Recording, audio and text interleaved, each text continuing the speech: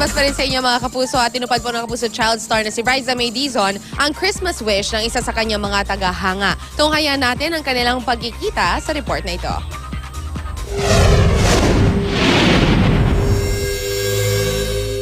Ngayong araw ng Pasko, ang aling maliit at ang ating little bossing na si Riza May Dizon, hindi pa rin pinalampas ang pagkakataon na magpasaya ng kanyang kapwa.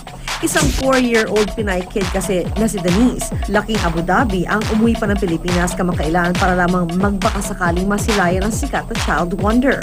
At tayong wish lang niya, Mama, ay ang makita itong si Riza May. At tutuparin niya ng unang hirit ang kanilang wish. Yan, maraming salamat sa unang hirit at sa Super Radio DZWD. One time, yun nga, ginawa niya yung dance ng Riza May. And then I asked her kung paano niya nalaman. Tapos yun, lagi pala nilang pinapanood. Agad-agad naman nagpunta ang mag-ina sa taping ng talk show ni Aling Maliit, ang The Riza May Show.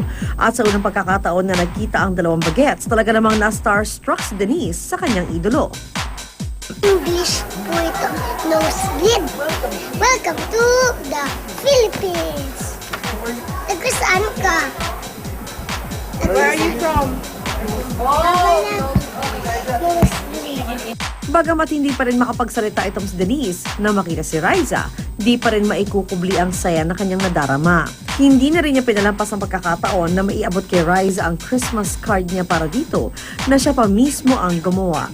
Merry Christmas, Riza, Denise. Riza, good. God bless. Love you. Thank you. I love you. I love you.